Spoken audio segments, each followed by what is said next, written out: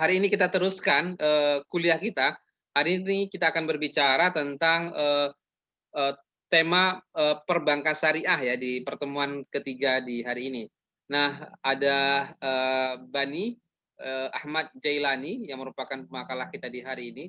Silakanlah mempresentasikan makalah di hari ini berkaitan tentang perbankan syariah. Apalagi pangsa pasar bank syariah kita juga ya masih di sekitar 6% ya, belum mampu bergerak lebih cepat. Tentu ini ada banyak PR dan tentu patut untuk kita diskusikan di hari ini. Selain apa itu bank syariah, apa perbedaan dan berbagai macamnya, tentu juga analisa-analisa dan berbagai macamnya. Nah, silakanlah pemakalah mempresentasikannya. Wabarakatuh. Assalamualaikum warahmatullahi wabarakatuh. Alhamdulillahirabbil alamin wassalatu wassalamu ala sayyidina Muhammadin wa ala alihi washabihi ajmain. Rabbi shrah li sadri wa yassir li amri wahlul 'uqdatam min lisani yafqahu qawli.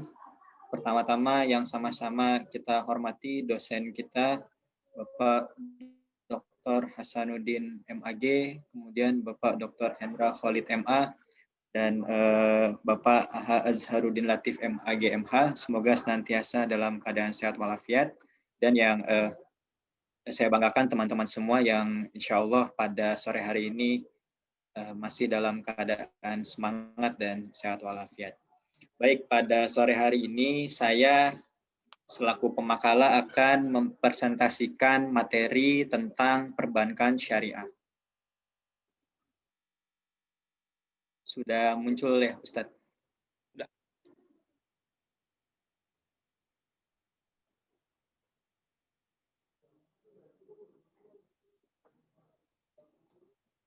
Baik, teman-teman sekalian, pada sore hari ini kita akan membahas beberapa submateri tentang perbankan syariah. Yang pertama adalah pengertian sejarah, dasar hukum, dan tujuan berdirinya bank syariah. Kemudian kita akan membahas perbedaan antara bank syariah dan bank konvensional. Kemudian kita akan membahas tentang perbedaan bank umum syariah, unit usaha syariah atau UUS, dan bank pembiayaan rakyat syariah atau BPRS. Selanjutnya kita akan membahas produk dan mekanisme operasional bank syariah. Dan kita akan membahas perkembangan dan pertumbuhan bank syariah di Indonesia. Dan yang terakhir kita akan membahas tentang peraturan hukum terkait bank syariah di Indonesia. Baik, yang pertama terkait pengertian bank syariah.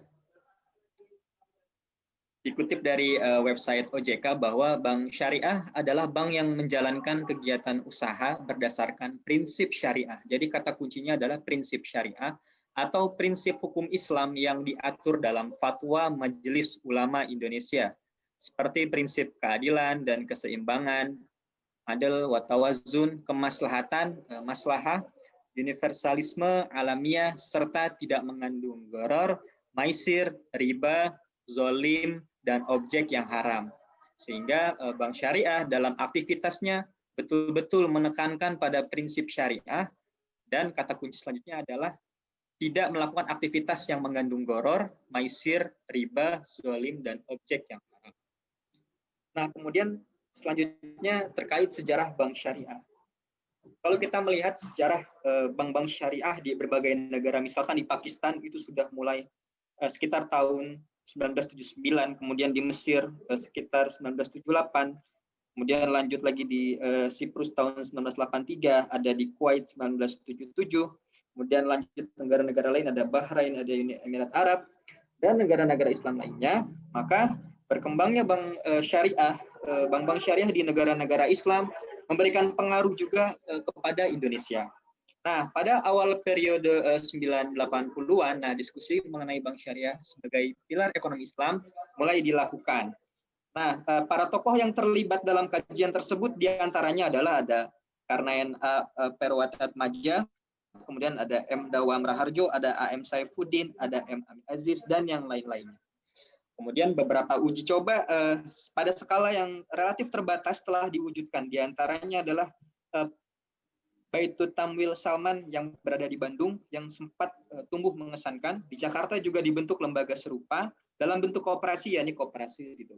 Nah, akan tetapi intinya adalah prakarsa lebih khusus mendirikan bank Islam atau bank syariah di Indonesia itu baru dilakukan pada tahun 90-an, di mana Majelis Ulama Indonesia Indonesia pada tanggal 18 hingga 20 Agustus tahun 90 menyelenggarakan lokakarya bunga bank ya, yang membahas tentang bunga bank dan perbankan di Cisarua Bogor, Jawa Barat. Nah, hasil lokakarya tersebut dibahas lebih mendalam ya pada Musyawarah Nasional keempat MUI yang berlangsung di Hotel Said Jaya Jakarta tanggal 22 hingga 25 Agustus tahun 90. Nah, berdasarkan amanat Munas ya, Munas keempat MUI, maka dibentuklah kelompok kerja untuk mendirikan Bank Islam Indonesia. Nah, kelompok kerja yang disebut tim perbankan MUI ini bertugas melakukan pendekatan dan konsultasi dengan semua pihak terkait. Nah, dari hasil kelompok kerja tadi, maka Bank Muamalat Indonesia lahir sebagai hasil kerja tim perbankan MUI tersebut. Ya, kemudian akte pendiriannya ditandatangani pada 1 November 1991, kemudian pada saat penandatanganan akte pendirian ini terkumpul komitmen pembelian saham sebanyak 84 miliar dan seterusnya. Artinya sebenarnya selain berkembangnya bank-bank syariah di berbagai negara-negara Islam, ini juga didasari dengan kebutuhan umat Islam saat itu membutuhkan bank yang memiliki sistem sesuai dengan syariah atau alternatif bank yang menggunakan sistem syariah. Intinya tidak menggunakan sistem bunga. Nah, maka dari itu kajian-kajiannya sudah mulai dilakukan ya dan lain sebagainya sehingga sampai di MUI pun dibahas seperti itu. Nah, selanjutnya terkait dengan dasar hukum perbankan syariah. Nah, untuk regulasinya nanti akan berkaitan dengan yang terakhir ya, peraturan perkembangan hukum perkembangan peraturan bank syariah di Indonesia. Mungkin untuk dasar hukumnya saya belum bahas lebih detail dulu. Jadi dasar hukumnya itu di sini saya cantumkan adalah Undang-Undang Nomor 21 Tahun 2008 tentang Perbankan Syariah. Nah, kemudian tujuan berdirinya bank syariah dikutip dari websitenya OJK bahwa perbankan syariah dalam melakukan kegiatan usahanya berdasarkan pada prinsip syariah, demokrasi, ekonomi, dan prinsip kehati-hatian. Nah, kata kuncinya adalah lagi-lagi prinsip syariah dan kemudian yang terakhir adalah prinsip kehati-hatian, sehingga tidak semua aspek dalam bank syariah itu dijadikan objek gitu ya, karena ada rambu-rambu yang perlu dipatuhi seperti itu. Nah, perbankan syariah bertujuan untuk menunjang pelaksanaan pembangunan nasional dalam rangka meningkatkan keadilan, kebersamaan, dan pemerataan kesejahteraan.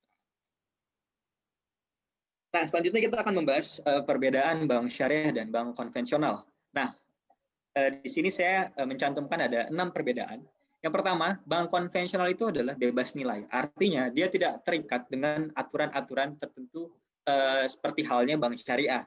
Ya, sedangkan bank syariah berinvestasi pada usaha yang halal. Yang itu ada aturan-aturannya dalam syariat Islam. Nah, yang kedua, bank konvensional menggunakan sistem bunga pada setiap produknya untuk mencapai keuntungan atau untuk meraih keuntungan. Sedangkan bank syariah memiliki berbagai mekanisme, ada bagi hasil, ada margin keuntungan, dan fee. Nah, di bank konvensional yang ketiga, besaran bunga itu tetap fix. Ya. Nah, sedangkan di bank syariah, besaran bagi hasil itu berubah-ubah tergantung kinerja usaha. Nah, kemudian poin keempat, bank konvensional itu adalah profit oriented. Ya, artinya orientasinya hanya sekedar keuntungan. Sedangkan bank syariah selain profit ada juga falah oriented. Nah, itu dibuktikan juga dengan apa? Dengan aktivitas bank syariah itu tidak hanya sekedar mengawal dana masyarakat kemudian menyalurkannya dalam bentuk pembiayaan, tapi bank syariah juga ditugaskan untuk mengelola dana-dana sosial Islam seperti zakat, infak, sedekah yang itu memang nanti amanahnya disalurkan kepada lembaga-lembaga amil zakat yang sesuai dengan peraturan perundang-undangan. Nah, jadi profit dan value oriented. Nah, kemudian yang kelima, hubungan antara bank dengan nasabah. Dalam bank konvensional itu hanya dua istilah, yaitu debitur dan kreditur. Ya. Sedangkan dalam bank syariah ini ada beberapa tipe. Pertama ada kemitraan, ya hubungan kemitraan, ya dalam akad musyarakah dan mudharabah. Kemudian nanti ada hubungan penjual dan pembeli, ya dalam akad murabahah, salam dan istisna. Kemudian yang ketiga ada hubungan sewa menyewa, ya atau akad ijarah. Ya. Nah, kemudian ada juga debitur kreditur. Nah, dalam pengertian equity holder atau ada akad court, ya seperti itu.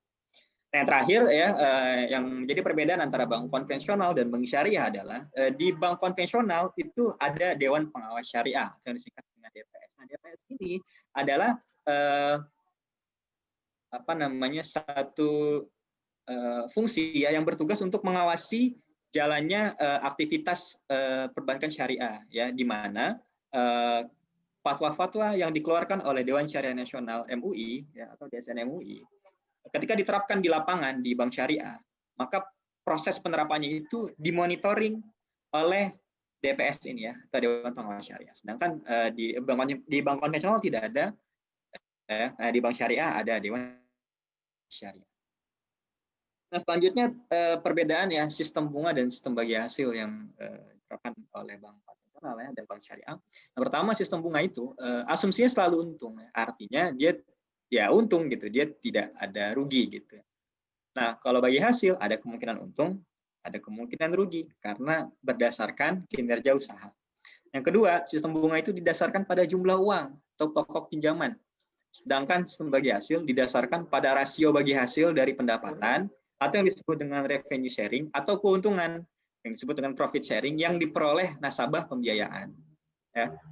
Kemudian yang ketiga, nasabah kredit harus tunduk pada pemberlakuan perubahan tingkat suku bunga tertentu secara sepihak oleh bank, ya, sesuai dengan fluktuasi tingkat suku bunga di pasar uang.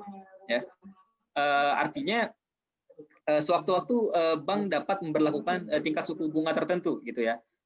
Nah, itu berdasarkan fluktuasi suku bunga.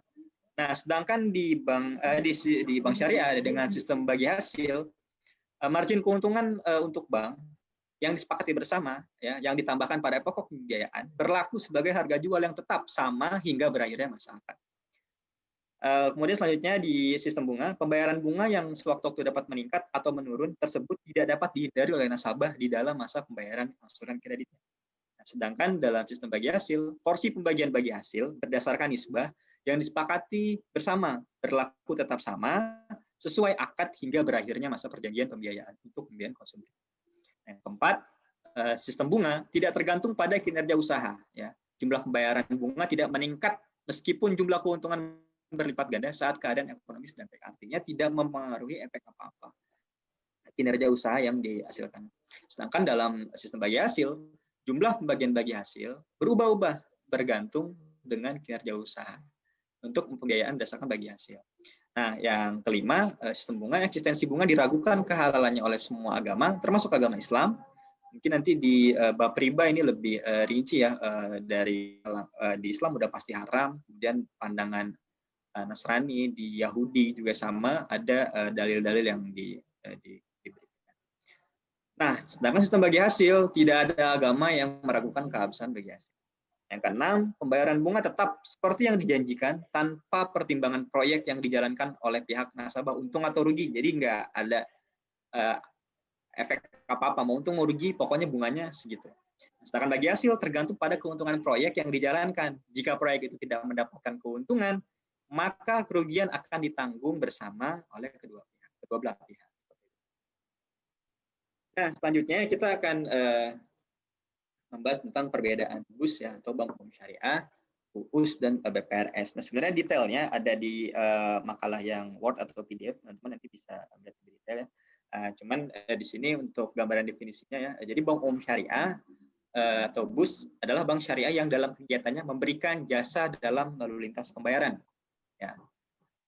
Kemudian kalau unit usaha syariah itu adalah unit kerja dari kantor pusat bank umum konvensional yang berfungsi sebagai kantor induk dari kantor atau unit yang melaksanakan kegiatan usaha berdasarkan prinsip syariah.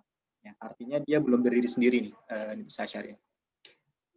Kemudian BPRS ya yang terakhir, ini saya tidak cantumkan. Jadi BPRS yang terakhir adalah bank syariah yang dalam kegiatannya tidak memberikan jasa dalam lalu lintas pembayaran. Artinya operasionalnya gitu ya, aktivitasnya lebih terbatas gitu ya, terkait dengan BPRS. Kemudian, nah kita akan membahas selanjutnya terkait dengan produk dan mekanisme operasional bank syariah. Nah, jadi dalam bank itu kan fungsinya sebagai intermediary ya, perantara antara orang yang punya dana dan orang yang membutuhkan dana. Sebenarnya bisa dikatakan itu simpel ya.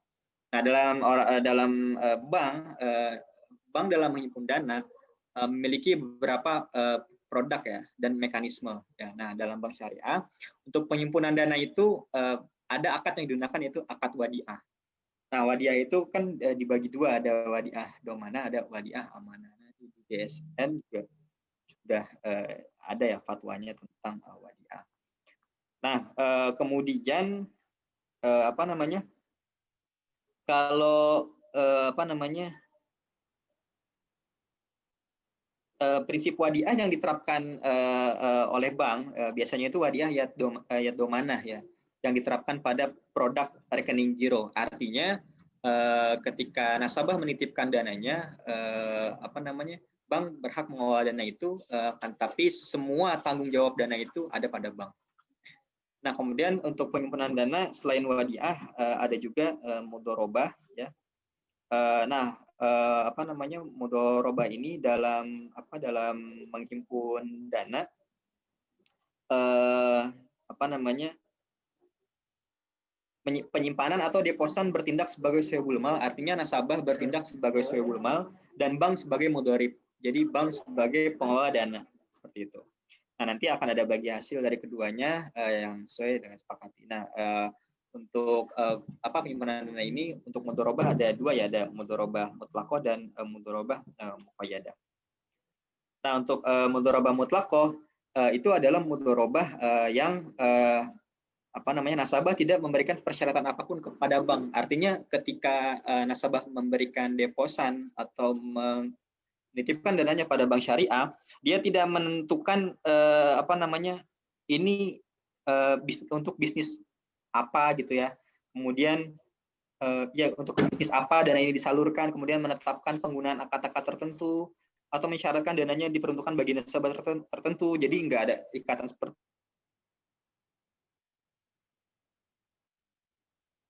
itu, adalah mudharabah mutlaqah. Kemudian untuk mudharabah muqayyadah itu ada dua ya di makalah itu. Pertama ada mudharabah muqayyadah on balance sheet. Yang kedua adalah mudharabah muqayyadah off balance sheet. Nah, kalau mudharabah adalah di mana pemilik dana ya nasabah yang memiliki dana itu dapat menetapkan syarat-syarat tertentu yang harus dipatuhi oleh pihak bank. Misalnya disyaratkan digunakan untuk bisnis tertentu, kemudian digunakan dengan akad tertentu atau disyaratkan untuk nasabah tertentu. Nah, sedangkan kalau mudharabah muqayyadah off balance sheet, nah, mudharabah ini merupakan penyaluran dana mudharabah langsung kepada pelaksana usahanya. Artinya bank bertindak sebagai perantara atau arranger yang mempertemukan antara pemilik dana atau nasabah yang punya dana dengan pelaksana usaha. Nah, sehingga nanti bank dari aktivitas ini akan mendapatkan komisi atau fee. Itu. Ya, bank menerima komisi atas jasa mempertemukan kedua belah pihak tadi. Kemudian nanti akan ada skemanya ya. Nah, kemudian tadi untuk penghimpunan dana, selanjutnya adalah untuk penyaluran dana. Nah, dalam menyalurkan dana, bank syariah itu memiliki beberapa produk ya, yang produk-produk ini terikat dengan berbagai akad. Nah, pertama ada tiga, ada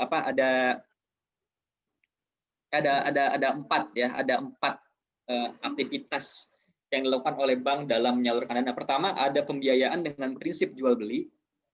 Yang kedua ada pembiayaan dengan prinsip sewa. Yang ketiga ada pembiayaan dengan prinsip bagi hasil.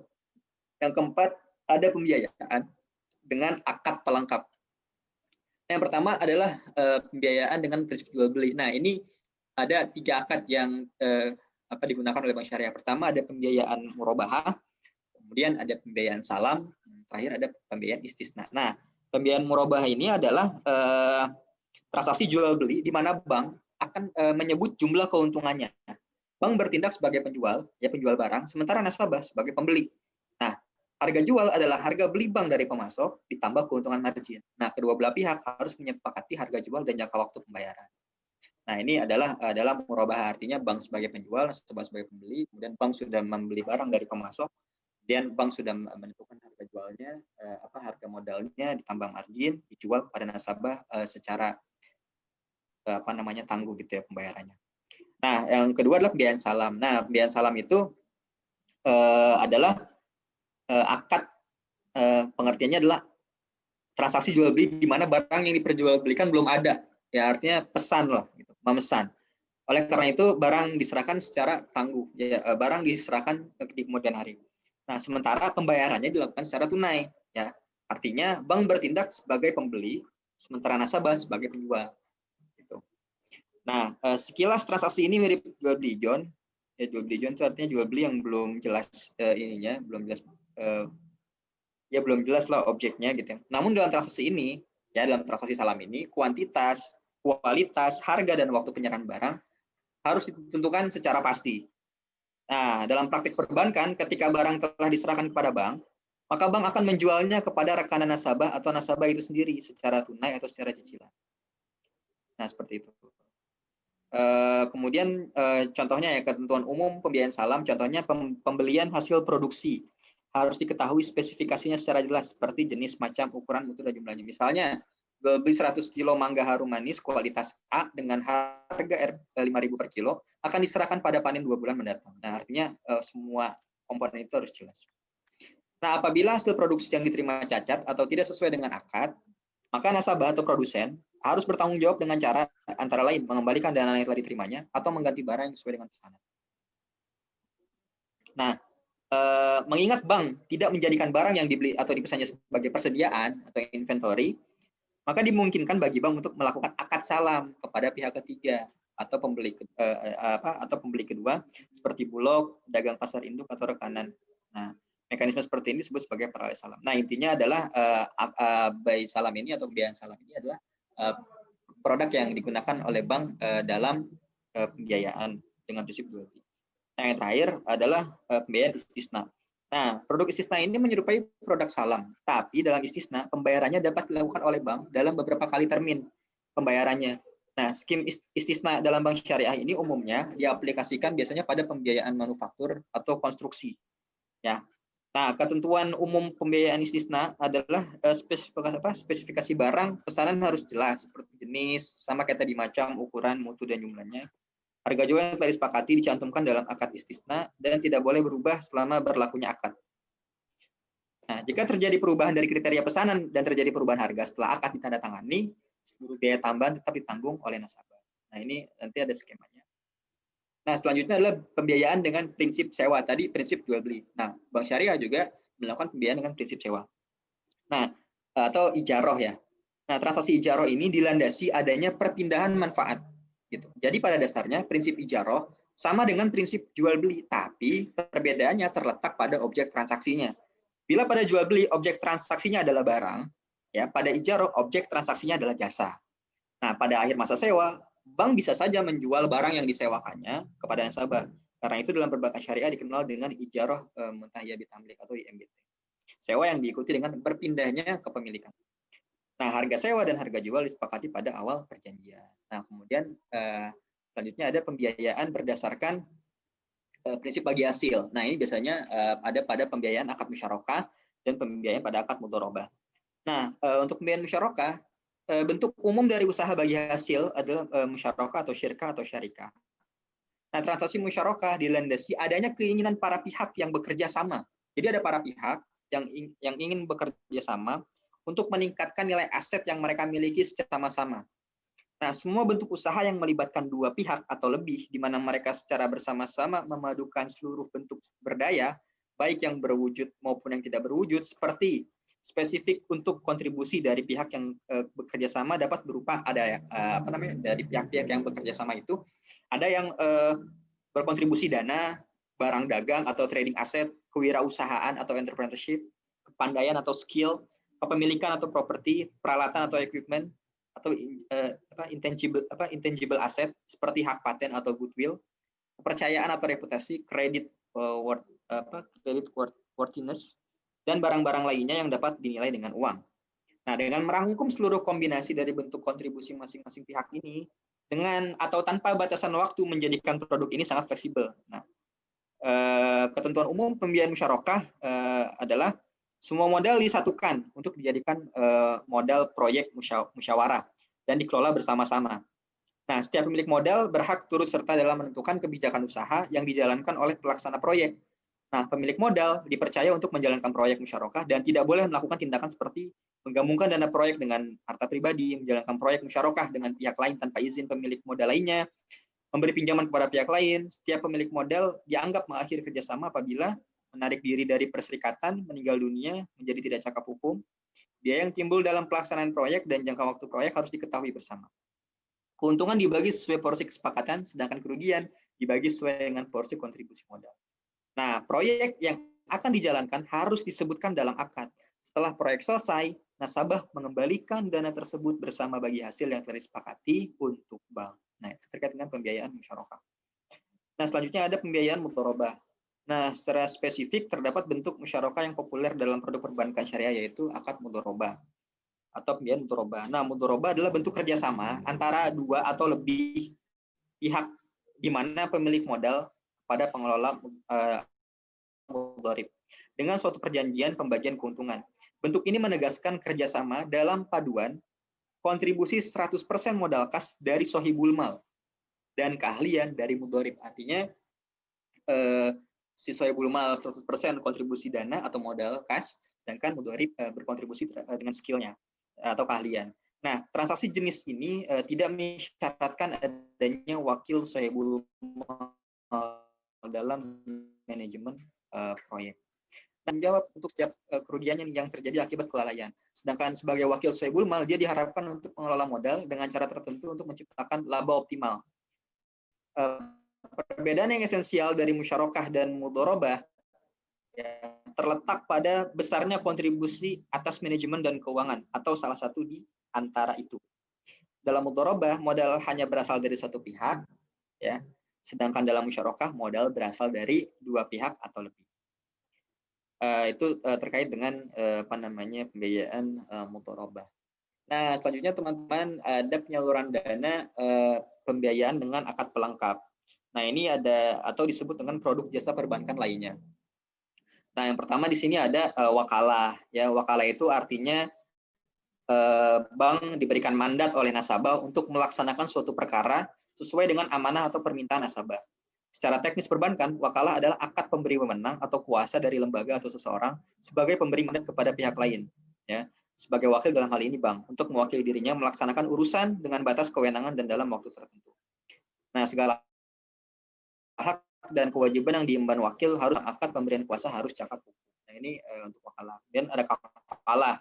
Nah, kafalah itu adalah yang diberikan oleh penanggung kepada pihak ketiga dalam memenuhi kewajiban pihak kedua atau yang ditanggung. Nah, dalam pengertian lain, kafalah berarti mengalihkan tanggung jawab seseorang yang dijamin dengan berpegang pada tanggung jawab orang lain sebagai penjamin.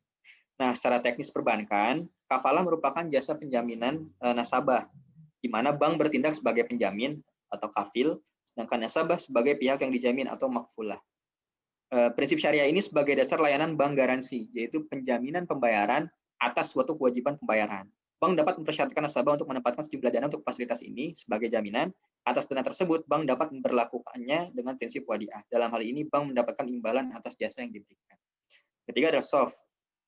SOF layanan jasa perbankan jual beli valuta asing, ya, dengan prinsip SOF. Nah, jual beli mata uang yang tidak sejenis ini penyerahannya harus dilakukan pada waktu yang sama berdasarkan kurs jual atau kurs beli yang berlaku pada saat itu juga, atau transaksi spot. Nah, jenis layanan berdasarkan transaksi spot adalah the day, tomorrow, dan spot. Bank syariah tidak melayani transaksi forward, swap, dan option yang dalam transaksinya diterapkan hedging. Karena transaksi ini penyerahannya dilakukan pada masa yang akan datang dan mengandung unsur spekulasi. Yang keempat adalah qard. Nah, qard adalah pemberian harta kepada orang lain yang dapat ditagih atau diminta kembali. Nah, menurut teknis perbankan, qard adalah pemberian pinjaman dari bank kepada nasabah yang dipergunakan untuk kebutuhan mendesak, seperti dana talangan dengan kriteria tertentu dan bukan untuk pinjaman yang bersifat konsumtif. Nah, pengembalian pinjaman ditentukan dalam jangka waktu tertentu sesuai kesepakatan bersama sebesar pinjaman tanpa ada tambahan keuntungan dan pembayarannya dilakukan secara angsuran atau sekaligus. Nah, bank dapat meminta jaminan atas pinjaman ini kepada peminjam. Yang kelima ada rohan. Nah, rohan itu adalah menahan ya atau bahasanya gadai lah yang kita kenal. Jadi tujuan akad rohan adalah memberikan jaminan pembayaran kembali kepada bank dalam memberikan pembiayaan. Artinya, secara sederhana rohan adalah jaminan hutang atau gadai. Biasanya akad yang digunakan adalah akad qard wal ijaroh, yaitu akad pemberian pinjaman dari bank untuk nasabah yang disertai dengan penyerahan tugas agar bank menjaga barang jaminan yang diserahkan. Nah, barang yang digadaikan wajib memenuhi kriteria, yaitu milik nasabah sendiri, kemudian memiliki nilai ekonomis, sehingga bank memperoleh jaminan untuk dapat mengambil seluruh atau sebagian piutangnya. Harus jelas ukuran, sifat, dan nilainya. Ditentukan berdasarkan nilai real pasar, dapat dikuasai namun tidak boleh dimanfaatkan oleh bank. Yang 6 ada hiwala. Nah, hiwala ini adalah transaksi mengalihkan utang piutang. Nah, dalam praktik perbankan syariah, fasilitas hiwala itu lazimnya untuk membantu supplier mendapatkan modal tunai agar dapat melanjutkan produksinya. Nah, bank mendapat ganti biaya atas jasa pemindahan utang. Untuk mengantisipasi risiko kerugian yang akan timbul, bank perlu melakukan penelitian atas kemampuan pihak yang berutang dan kebenaran transaksi antara yang memindahkan piutang dengan yang berutang.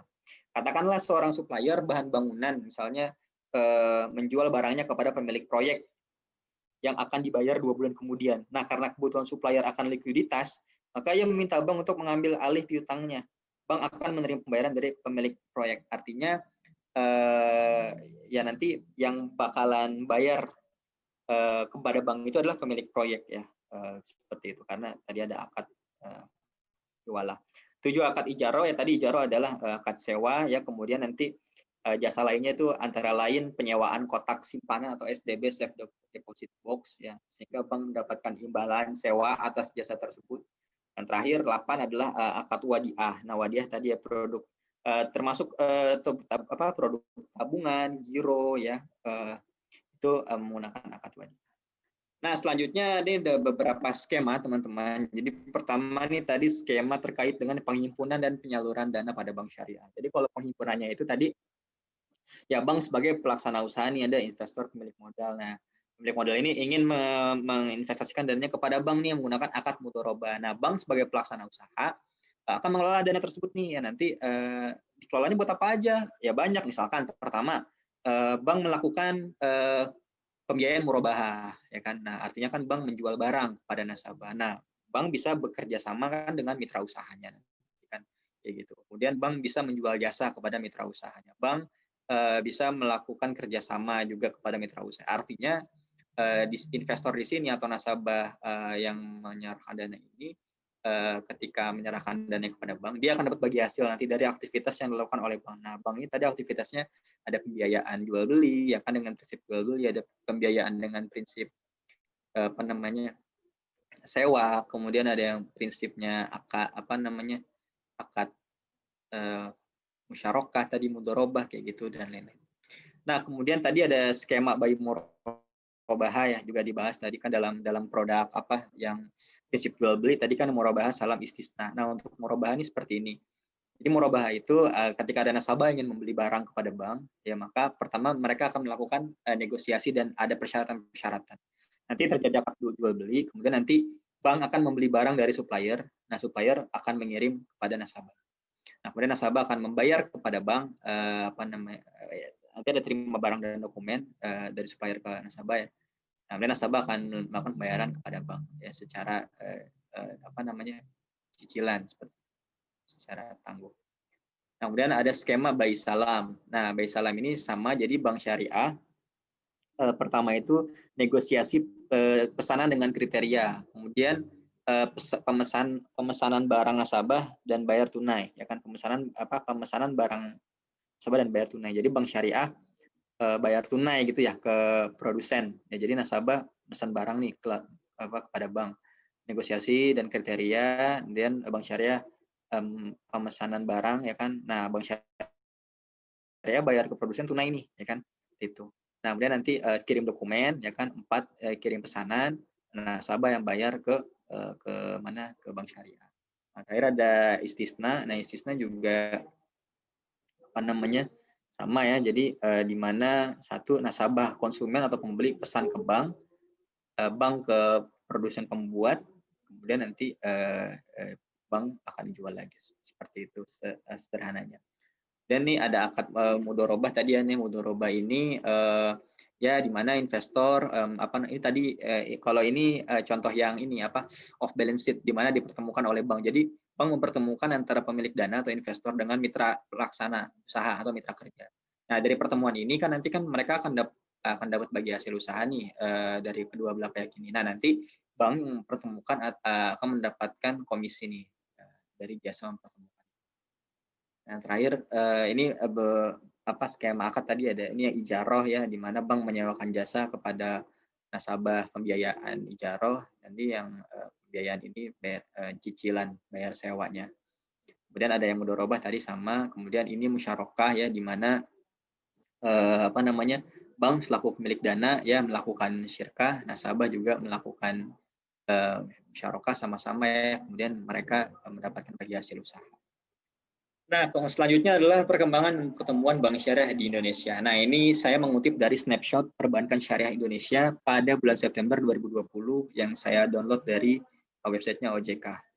Nah, pertama untuk perkembangan perbankan syariah hingga bulan September 2020 terus menunjukkan perkembangan positif dengan aset pembiayaan yang disalurkan atau PYD dan dana pihak ketiga atau DPK yang terus bertumbuh sebagaimana gambar berikut. Nah, seperti ini teman-teman. Jadi dari 2015 ya Desember 2016, kemudian 2017, 18, 19, 20. Nah, ini mengalami peningkatan pertumbuhan aset ya, kemudian juga pertumbuhan pembiayaan yang disalurkan dan DPK atau dana pihak ketiga ini mengalami pertumbuhan.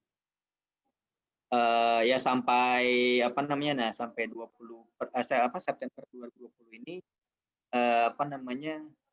ya ini ya kenaikannya angkanya. Kemudian terkait market share perbankan syariah per September 2020 ini sejumlah 6% ya, masih 6%. Nah, itu terdiri dari ya, jadi keseluruhan ya market share bank syariah itu masih 6%. Ya, sisanya bank konvensional. Nah, dari 6% ini dibagi lagi ada bank umum syariah yang mendominasi ya pastinya. Kedua, unit usaha syariah, dan yang ketiga bank pembiayaan rakyat syariah. Nah, ini persentasenya ya untuk bank umum syariah 65%. Untuk unit usaha syariah 32%, dan untuk bank pembiayaan rakyat syariah 2% ya. Nah, selanjutnya ada terkait dengan indikator utama perbankan syariah. Nah, jadi bank umum syariah ya saat ini jumlah institusinya ada banyak 14. Nah, dengan jumlah kantor 1943. Nah, asetnya ada 375 triliun ya, 375 triliun. Kemudian ada penyaluran yang pembiayaan yang disalurkan ada 240 triliun, dan dana pihak ketiga ada 312 triliun. Nah, ini juga ada syariah, jumlah institusinya ada 20, jumlah kantor 390 ya, dan asetnya 186 triliun, PD-nya 133 triliun, dan DPK-nya 139 triliun. Selanjutnya ada Bank Pembiayaan Rakyat Syariah atau BPRS, jumlah institusinya sebanyak 162, jumlah kantornya 626, asetnya ada 14 triliun, PYD-nya atau pembiayaan disalurkan itu ada 10 triliun ya, 10,6, dan DPK-nya ada 9 triliun. Nah, ini totalnya, jadi jumlah institusinya 196, jumlah kantornya ada 2.900, jumlah asetnya ada 575 triliun, pembiayaan yang disalurkan ada 384 triliun, dan dana pihak ketiganya ada 460 triliun. Nah, sedangkan jenis penggunaan ya atau pembiayaan yang disalurkan ini berdasarkan jenis penggunaan, persentase terbesar adalah pembiayaan konsumsi ya. Nah, di mana di sini ada 5 sektor terbesar. Yang pertama ada rumah tangga, kedua perdagangan besar dan eceran, 3 konstruksi, 4 industri pengolahan, 5 pertanian, perburuan, kehutanan. Nah, ini yang paling tinggi rumah tangga ya jenis penggunaannya. Nah, dan akad yang paling besar adalah akad murabahah dan musyarakah. Ya, di mana akad murabahah ini 45%, 45,80, dan akad musyarakah ini adalah 45,5%. Nah, dengan jumlah tadi ya 384 triliun ini, jadi pembiayaan disalurkan dari 384 triliun ini paling besar adalah konsumsi, akad murabahah, akad musyarakah, dan sektornya rumah tangga. Dan jumlah rekening ya ada 5 juta ya, 5,79 juta rekening. Nah, selanjutnya terkait dengan sebaran aset perbankan syariah berdasarkan provinsi pada bulan September 2020. Nah, ini paling besar adalah Jakarta, ya 10 provinsi dengan nilai aset terbesar. Pertama ada DKI Jakarta, yaitu 54%. Yang kedua Jawa Barat 8%, yang ketiga Aceh 6%, yang keempat Jawa Timur 5%, yang kelima Jawa Tengah 4%, yang keenam Sumatera Utara 2,5%, Banten 2,17%, NTB 2,12%, Sumatera Selatan 1,76%, dan terakhir Riau 1,4%. Dan ini karena perputaran uang memang mendominasi di ibu kota DKI Jakarta. Nah, yang terakhir adalah landscape keuangan syariah di Indonesia. Jadi per September 2020 total aset keuangan syariah Indonesia tidak termasuk saham syariah mencapai 1.710 triliun ya, atau senilai dengan 114,64 miliar USD. Nah, market share keuangan syariah ini keuangan syariah secara keseluruhan ya di angka 9%, ya 9,72% dari total aset keuangan Indonesia. Nah, komponennya terdiri dari ini ada perbankan syariah, ya jenis industrinya nih ada perusahaan asuransi syariah, ada lembaga pembiayaan syariah, ada lembaga non bank syariah, ada lembaga non bank syariah lainnya, ada sukuk korporasi, ada reksadana syariah, sukuk negara, kapitalisasi saham syariah, dan saham syariah. Nah, ini terkait dengan landscape keuangan syariah Indonesia yang saya kutip dari snapshot perbankan syariah Indonesia per September 2020 dari website Otoritas Jasa Keuangan OJK. Nah, kemudian yang terakhir adalah peraturan hukum terkait bank syariah di Indonesia. Nah, dari historis proses regulasi perbankan syariah di Indonesia, di sini saya mencantumkan ada 3 tahapan yang menjadi dasar hukum bank syariah. Yang pertama adalah tahapan perkenalan atau introduction, yaitu Undang-Undang Nomor 7 Tahun 92 tentang perbankan. Yang kedua adalah tahapan pengakuan, recognition, yaitu Undang-Undang Nomor 10 Tahun 98 tentang perubahan atas Undang-Undang Nomor 7 Tahun 92 tentang perbankan. Nah, ketiga adalah tahapan pemurnian atau purification, yaitu Undang-Undang Nomor 21 Tahun 2008 tentang perbankan syariah. Nah, secara singkat artinya proses ini bertahap sampai mengkhususkan ada perbankan syariah sendiri gitu. Misalkan di tahun 92 itu ya, Undang-Undang Nomor 7 itu tidak menyebutkan secara detail, ya hanya saja undang-undang tersebut memperkenalkan bank berdasarkan prinsip bagi hasil. Jadi prinsip bagi hasil itu sudah mulai dicantumkan di Undang-Undang Nomor 7 Tahun 92 tentang perbankan. Nah, selanjutnya di Bank Muamalat tadi berdiri tahun 91, memang belum didukung oleh regulasi yang memadai. Nah, selanjutnya tahapan pengakuan. Nah, tahapan pengakuan ini di Undang-Undang Nomor 10 Tahun 98 tentang perubahan atas Undang-Undang Nomor 7 Tahun 92 tentang perbankan. Nah, di sini sudah mulai nih melalui pasal 37B ayat 1 ditegaskan terkait dengan perbankan syariah, Undang-Undang Nomor 10 Tahun 98 telah memberikan pengakuan secara tegas terhadap eksistensinya. Nah, di sini hal ini nampak pada pengertian definisi bank umum dan bank perkreditan rakyat. Nah, jadi dalam Undang-Undang Nomor 10 Tahun 98 tentang perbankan, nah di situ mulai diberikan definisi. Jadi bank umum adalah bank yang melaksanakan kegiatan usaha secara konvensional dan atau berdasarkan prinsip syariah yang dalam kegiatannya memberikan jasa dalam lalu lintas pembayaran. Artinya bank ini memiliki dual sistem gitu ya,